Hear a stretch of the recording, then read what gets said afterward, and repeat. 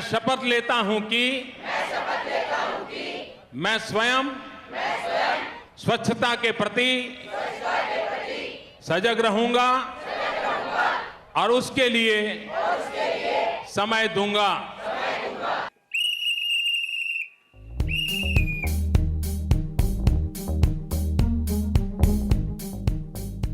Swachh Bharat Abhiyan, or the Clean India campaign, a pivotal drive aimed at promoting the concept of cleanliness, was launched by Prime Minister Narendra Modi months into his first stint on October 2nd, 2014. What defined the launch was Prime Minister Modi publicly wielding a broom and cleaning garbage from a street. The campaign is significant because of its attempt to change Indian attitudes towards cleaning and manual labour. Of course, for it to be successful, it has to be implemented consistently over a long period of time if people are not to revert back to business as usual. Why is it necessary to change the attitude of Indians towards cleanliness? Because this attitude for long had led to lack of sanitation and cleanliness in India, if not poverty. Lack of funds do not explain dirtiness of India's public spaces. हमारा गांव, हमारा शहर, हमारा गली, हमारा मोहल्ला, हमारी school, हमारे मंदिर, हमारे अस्पताल, सभी क्षेत्र गंदगी का नामो निशान नहीं रहने देंगे। क्या हमारा देश स्वच्छ नहीं हो सकता है? अगर 125 करोड़ देशवासी तय कर लें कि मैं कभी गंदगी नहीं करूंगा, तो दुनिया की कौन सी ताकत है जो हमारे शहर गांव को आकर के गंदा कर सके? But the question of what dirt means in India and what to do about it demands a deeper and more discomforting reckoning. Cleanliness is not just a physical state, but it's also a complex social story. Urban India generates 68.8 million tons of trash every year. More than 6,000 tons of plastic waste is littered and uncollected daily, adding to the soaring mountains of non-biodegradable trash.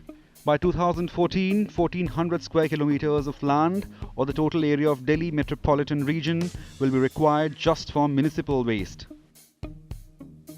The Supreme Court clarified municipal solid waste rules in the year 2000, requiring garbage to be sorted into organic matter that can be composted, and recyclables like plastic and paper and other materials that can only be dumped.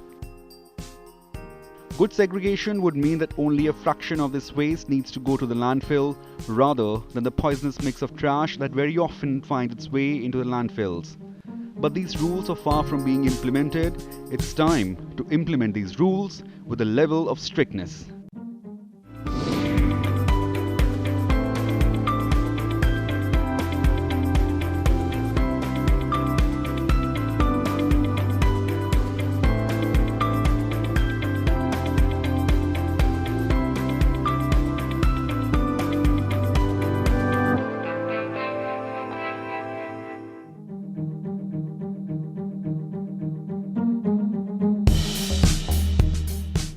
There are many developed countries who are doing this using technology and management skills. Rajya Sabha TV team visited South Korea and took a stock of things in waste management. It's important that we learn from the experience of other countries like South Korea, which has successfully implemented an efficient system of waste management, which has led to the waste being sorted into organic matter that can be composted, recyclables like plastic and paper and other materials that can only be dumped at the level of disposable by the citizens. South Korea, which once recycled 2% of its food waste, now recycles a whopping 95%. This is just a waste, paper, bottle, can, plastic bottle, and some plastic bag. And then the yellow one is specifically for food.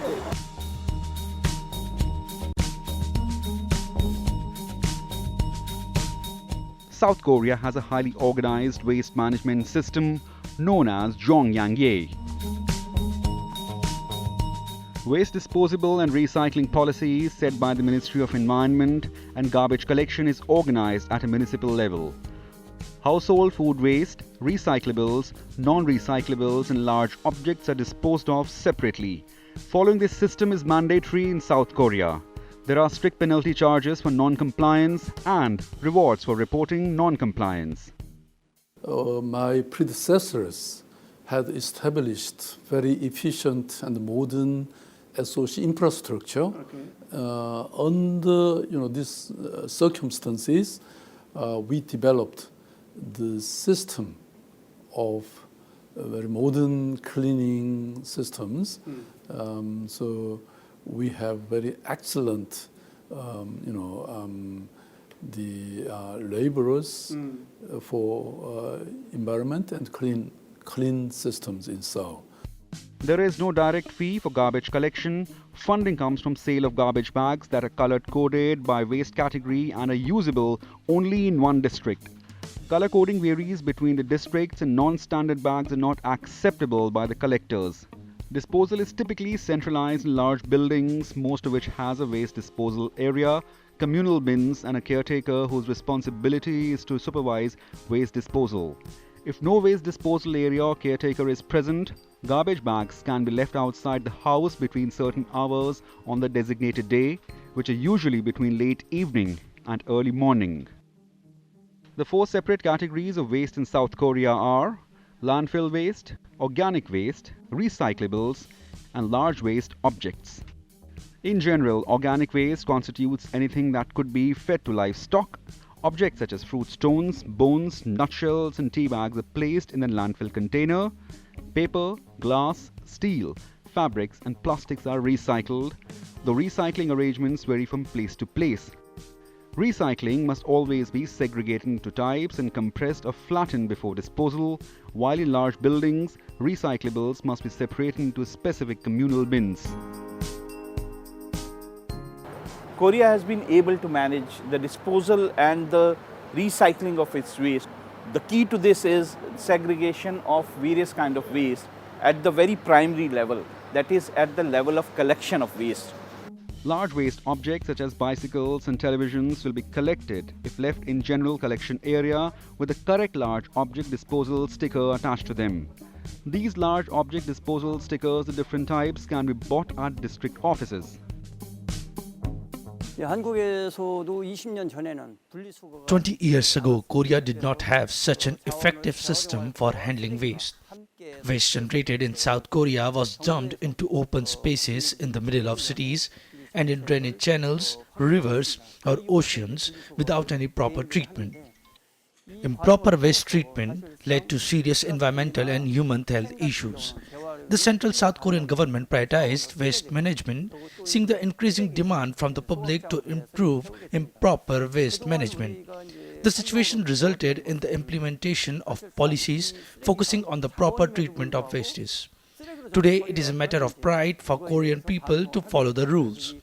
People have included in their habit the rules made by the government for waste management. But it wasn't always like this in this country. The mouth-watering array of side dishes that accompany a traditional South Korean meal, called banchan, are often left unfinished, contributing to one of the world's highest rates of food wastage. Each South Korean generates more than 130 kilograms of food waste each year. In 1995, the Korean government implemented a volume-based waste-free system countrywide in an attempt to reduce the quantity of food waste and increase the rate of recycling. Up until then, a single flat rate was still being charged regardless of how much trash was being thrown out. This pay-as-you-throw waste management system would impose a differentiated treatment cost determined by the amount of waste generated by each household resident. Under the VBWF, or the volume-based waste-free system, waste is collected in synthetic resin bags that are purchased at price of the waste treatment cost. Recyclables waste, however, are sorted and placed in separate bins without any charge. The system would play a significant role in reducing the amount of waste generated while also fostering recycling. Prior to this, recycling rates were extremely low since there was no incentive for households to take care about recycling. Waste management in Korea is much easier than collecting garbage from homes. Previously, we had large dumping grounds, but soon they were filled, which caused the problem of keeping waste. We definitely needed a permanent solution. After that, all the rules related to waste disposal were made. We also learned that waste is a big problem and its disposal should be started from the homes itself. We made people aware that there should be less waste from home, after which people supported us, and that is why we were successful in waste management and disposal.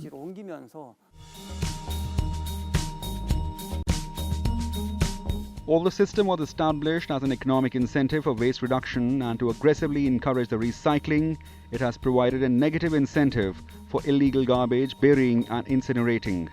As a result, several regulations were put in place, such as imposing fines on those who use unauthorized garbage bags or dump waste illegally, as well as adding cameras to track any illegal dumping. In 1994, before the implementation of volume-based waste-free system, around 58,000 tons of waste was being generated per day, and the recycling rate was around mere 15%. But by 1995, after just 1 year of volume-based waste-free systems implementation, waste generation dropped by almost 18% to just 47,500 tons per day, and the recycling rate increased to about 24%.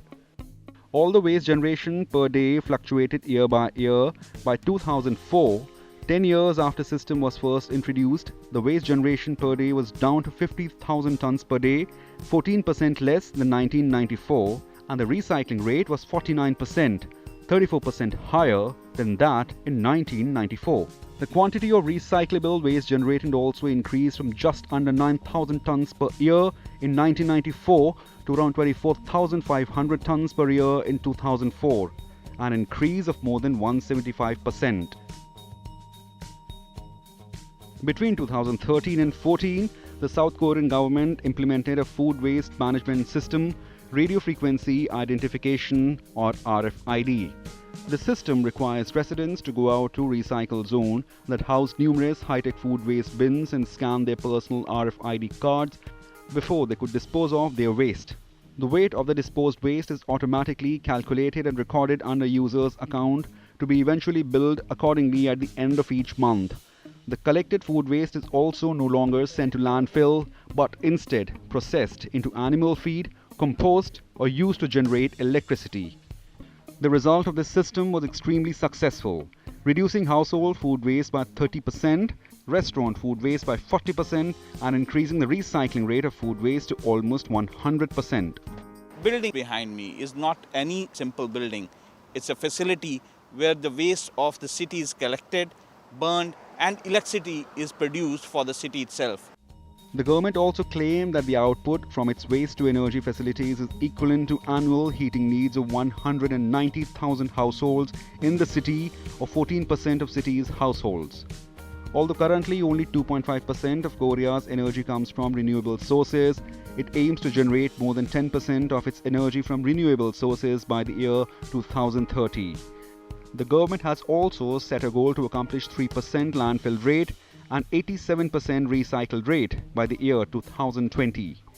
So we are focusing on, the energy saving and recyclable energy, or so many enhancement of quality of life of the ordinary citizens.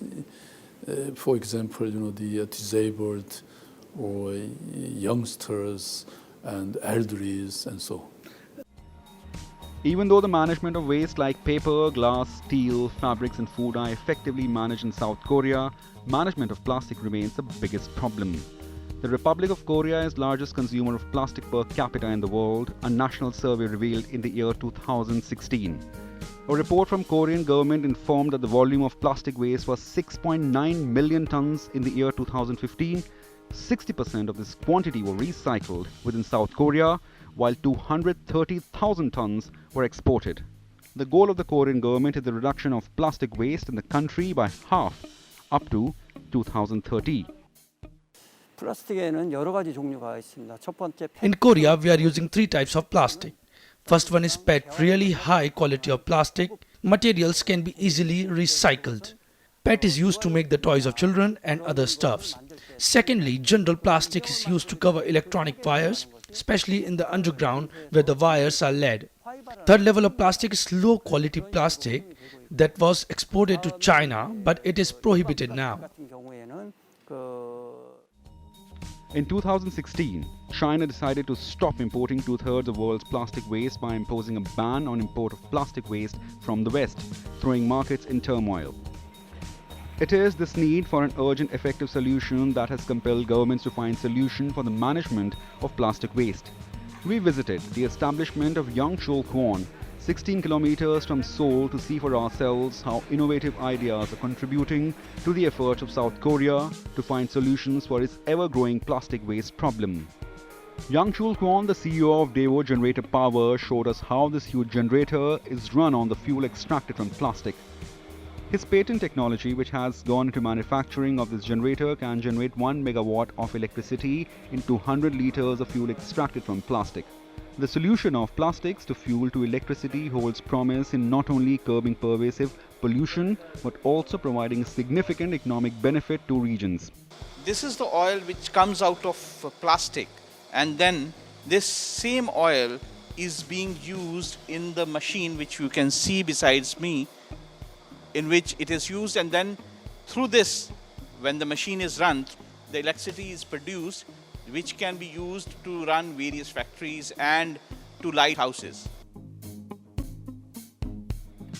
The technology to produce plastic to fuel is not new and available for some time. It's now that plastic to fuel projects are beginning to gain traction in energy industry, with rising awareness of the environmental damage caused by single-use plastics and people's insufficient recycling habits, leading researchers to turn to alternative disposable methods for our mounting plastic output.